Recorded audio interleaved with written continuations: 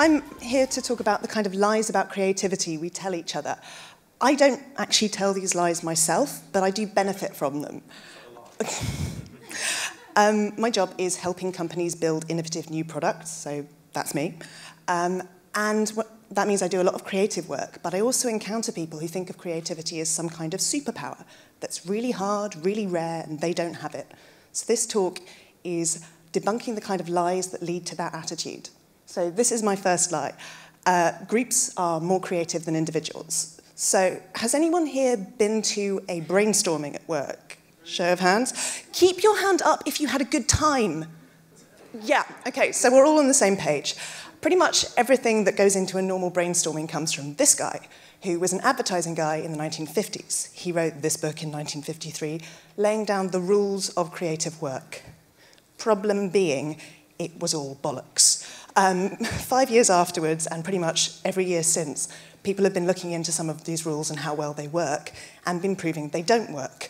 Most especially, they've been proving that individuals come up with more ideas and better ideas when they work on their own than when they work in groups. Even this book, which seems to imply that crowds are where it's at, actually says that the way to handle crowds is to get individuals to work on their own and then combine the results of their work together. The next lie is a really familiar one. So we have creative people, the Shoreditch lot, and then we have the rest of us. And you want to keep the non-creative people far, far away from the creative work. Don't have them come up with ideas, just leave them out. So no business people, no sales people, no technical people, no people working in finance or customer support or anything like that. This is stupid. These people are the ones who understand the problem, understand the users, understand what's technically feasible. And leaving all of that aside, the fact that they come from these diverse backgrounds and experiences means that our ideas at the end of it will be more diverse. This, again, has been tested in a dozen different ways. My favourite, seeing if diverse groups are better at coming up with creative solutions to murder mysteries than homogeneous groups. They are, even when the homogeneous groups are made up of purely creative people.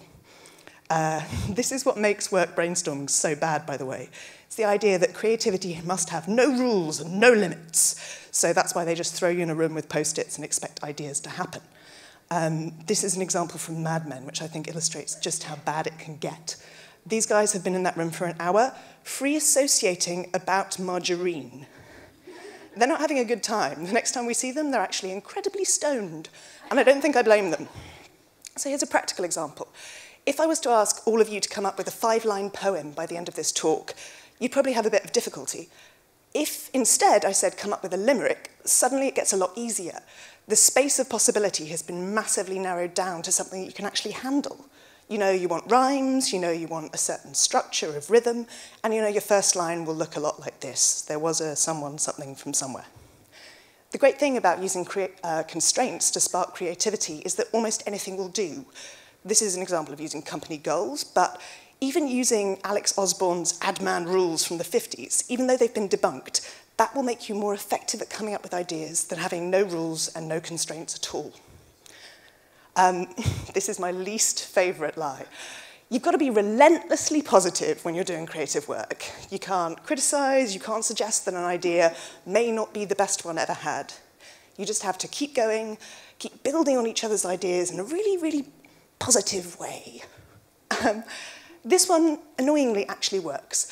You will have a lot of ideas at the end of this kind of session, but you won't have any good ideas. If you want good ideas, you've got to get people to debate and criticise. You've got to get them digging into why that idea might not work in this circumstance so you can iterate upon it and come up with an idea that will work. So of all the stock photography I've made you sit through, these people are the best creative workers there are. This one is the most pernicious. It's the idea that there's this eureka moment. The point where you have an idea is the most important bit, and it's the hardest bit, and everything else is pretty much gravy after that. Everybody that stops to think about this knows it's nonsense.